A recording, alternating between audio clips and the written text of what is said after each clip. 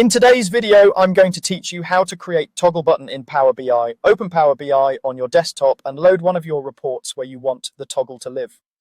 Before we start, make sure you have two images ready, one for the on state and one for the off state. Simple icons with matching sizes and a transparent background work best so they blend nicely with your report. With your report open, go to the Insert tab and choose Image.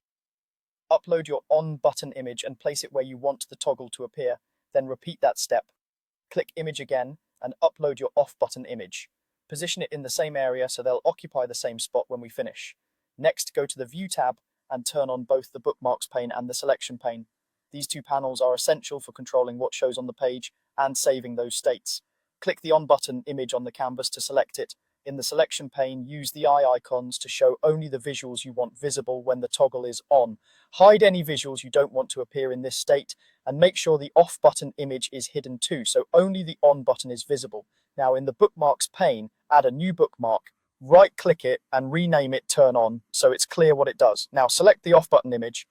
In the Selection pane, hide the visuals you don't want to appear when the toggle is off, and hide the on button image so only the off button remains visible. Add another bookmark, right-click it and rename it Turn Off. With the bookmarks created, let's wire up the buttons. Click the on button image, open the Format pane on the right, turn on Action, set the type to Bookmark and choose the Turn On Bookmark. Then select the off button image, turn on Action, set the type to Bookmark and choose the Turn Off Bookmark. To finish the effect, layer the two button images directly on top of each other so they occupy the same position.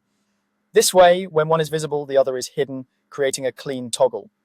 Test your setup by holding the Control key and clicking the button in Power BI Desktop. You should see the visuals change and the other button appear, confirming the toggle is working as intended. Thanks for watching.